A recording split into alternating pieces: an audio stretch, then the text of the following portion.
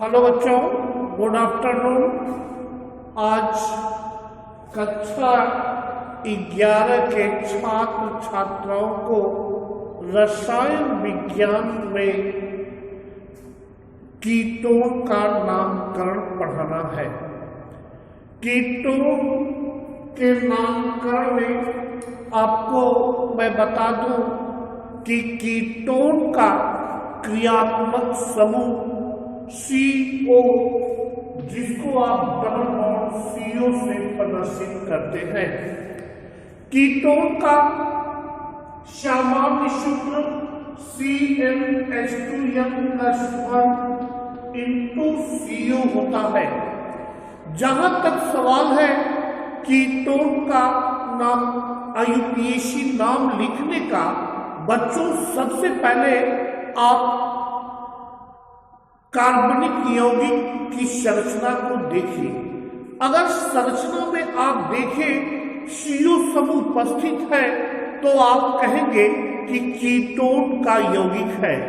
इसके बाद आपको उस कार्बनिक यौगिक की संरचना में कार्बन परमाणु की लंबी श्रृंखला का चयन करना है। इसके बाद आपको नंबरिंग स्टार्ट करना है, या जिसको हिंदी में अंकन कहते हैं। नंबरिंग या अंकन आप उस तरफ से करोगे जिधर से CO समूह पहले आता है। तत्पश्चात पूर्व नियमों की भांति, जैसा कि मैंने आपको पढ़ाया भी है, कि सबसे पहले प्रतिस्थापी समूह या सब्स्टिट्यूएंट ग्रुप को लिखते हैं।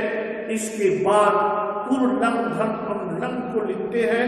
हाँ, एक बात आपको बता दूं कि कीटोन जो है वो एल्केन का व्युत्पन्न है, जिसमें से E को हटाकर अनुलंग O को जोड़ देते हैं और अंत में CO समूह की स्थिति को भी दर्शाते हैं कि CO किस पोजीशन पर है। आपके सामने मैंने पहला एग्जाम्पल लिखा है CH3COCH3।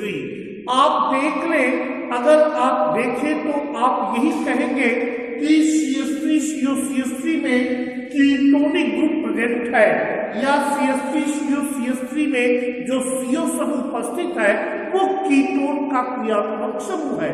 इसका मतलब आप देखें तो कहेंगे कि पहला स्ट्रक्चर कीटोन का यौगिक है। इसी क्रम में आप दूसरी संरचना को देखें, दूसरे उदाहरण को देखें तो इसमें भी CO समूह उपस्थित है, अर्थात आप ये कहेंगे कि ये आपका कीटोन का यौगिक है। इसी क्रम में आप तीसरी संरचना को देखिए तो यहाँ भी CO समूह उपस्थित है, अर्थात आप ये कहेंगे कि कीटोन का ये यौगिक है। आपके सामने ये चौथा एग्जाम्पल है। चौथा एग्जाम्पल आप ध्यान से देखिए तो यहाँ पर भी आपको ये मैंने जो संरचना बनाया है ये आबद्ध संरचना है। अभी मैं आबद्ध संरचना का भी आपको नाम लिखना बताऊंगा। सर्वप्रथम आप जो है इसमें कार्बन परमाणु की लंबी श्रृंखला का चयन कीजिए। अगर कार्बन परमाणु की लंबी श्रृंखला का चयन करेंगे तो यहाँ पे 3 कार्बन की लंबी श्रृंखला होगी। आप देख लें पहली संरचना में दोनों तरफ से कीटोनिक समूह जो है या कीटोन का जो क्रियात्मक समूह है वो दोनों तरफ से समान नंबर पे है। ऐसे दशा में आप यहाँ पर जिधर से चाहे उधर से नंबरिंग कर सकते हैं। मेरी कहने का सेंस है, मैंने नंबरिंग कर दिया लेफ्ट टू राइट 1 2 3, ये आपके सामने मैंने नंबरिंग कर दिया। अब इसके बाद यहाँ पर देखें कोई प्रतिस्थापी समूह नहीं है।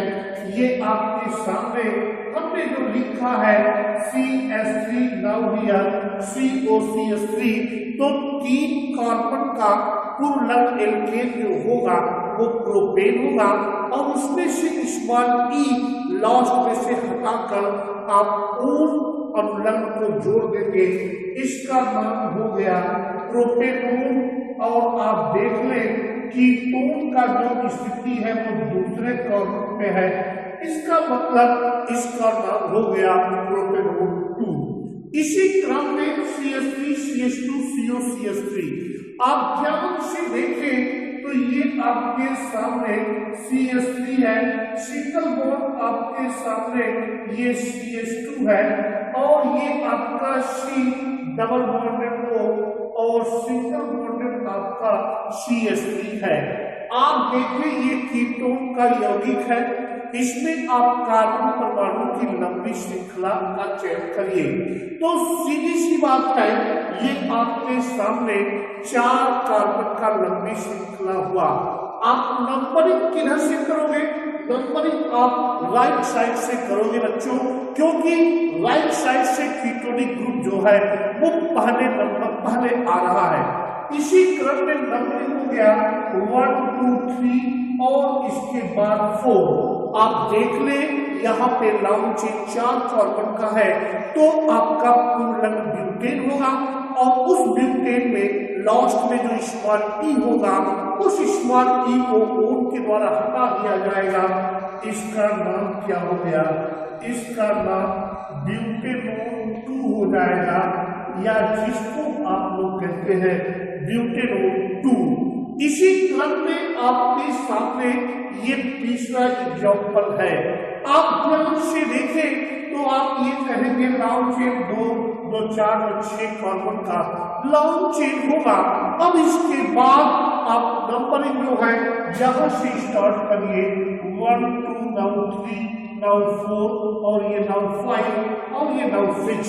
अब आप देख लीजिए यहाँ पे बच्चों CO जो है वो कीटोन का क्रियात्मक समूह है, और एज आप देखें लॉन्ग चेन जो है 6 कार्बन का, इसका मतलब आपके सामने ये हमने जो Cl लिखा है या हमने जो Br लिखा है और ये जो साइक्लोपेंटिल है, वास्तव में ये आपके प्रतिस्थापी समूह है।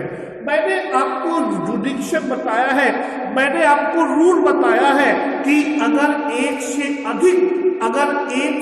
अधिक प्रतिस्थापी समूह आते हैं तो आप अल्फाबेट में लिखेंगे। क्लोरो का CHLO ब्रोमो BROMO, साइक्लोपेंटिल CYCLO।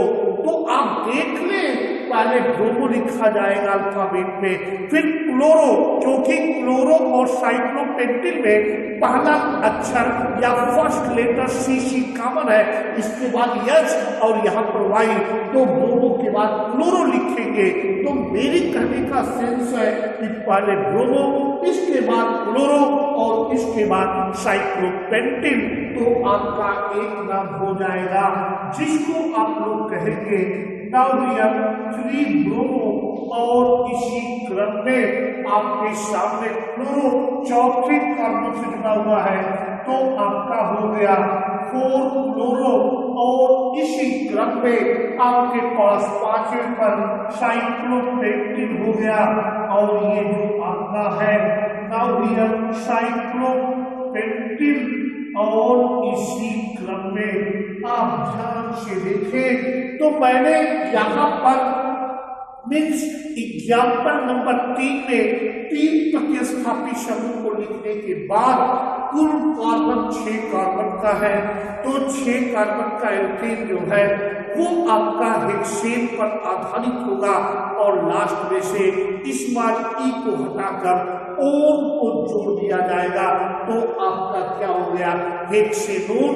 चूंकि कीटोन की स्थिति दूसरे कार्बन पे है, इसलिए आगे आपका हो जाएगा हेक्सेनोन 2, या जिसको आप लोग कह लीजिए कि आपका IUPAC नाम मिल गया।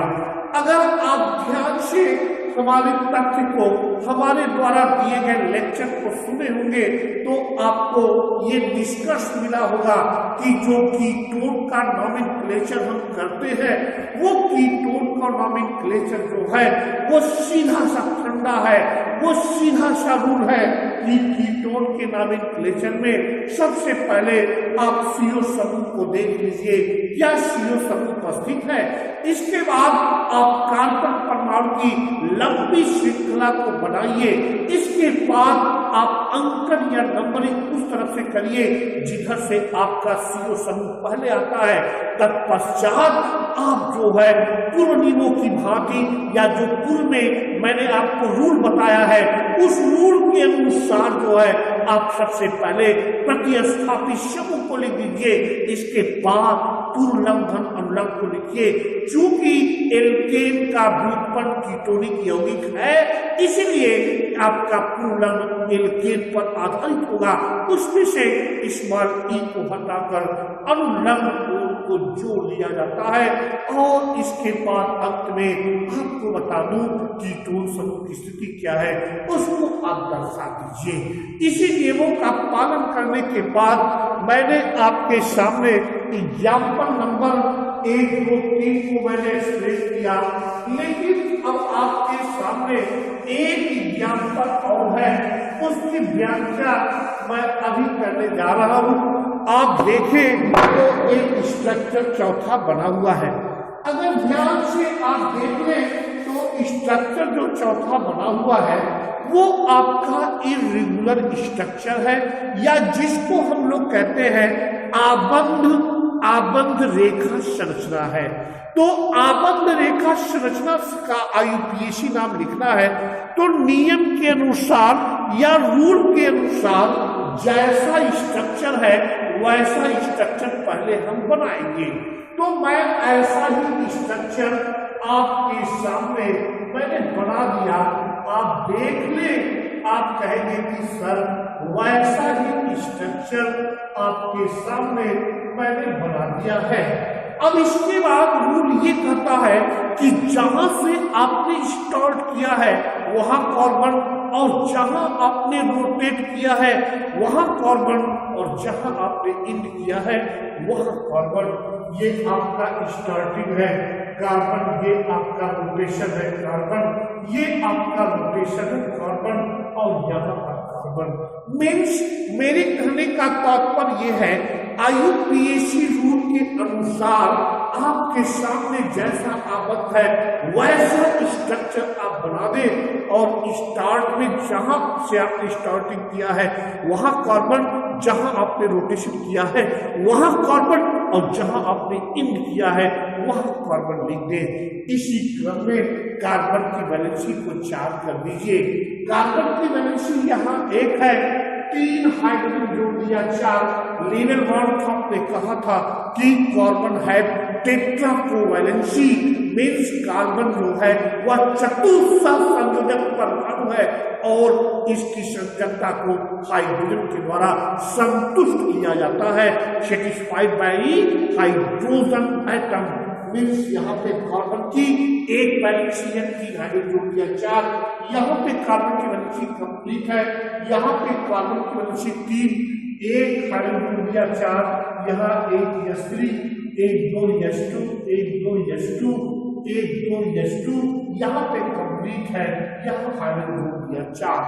अब आप कुछ न करें, इसको स्ट्रेट चैन में लिख दें। ये आपके सामने CH3 और इसके बाद C डबल बॉन्ड O, इसके बाद सिंगल बॉन्ड CH, इसके बाद पर CH3, इसके बाद सिंगल बॉन्ड CH2 और इसके बाद आपके सामने CH2 और इसके बाद जो है यहाँ पे इंड है तो यहाँ भी कार्बन और CH3 और इसके बाद जो है आप ध्यान से देखें इस CO के बाद 1 2 1 2 1 2 3 हो गया, इसके बाद CH2 CH2 और इसके बाद C डबल बॉन्ड O और इसके बाद CH3।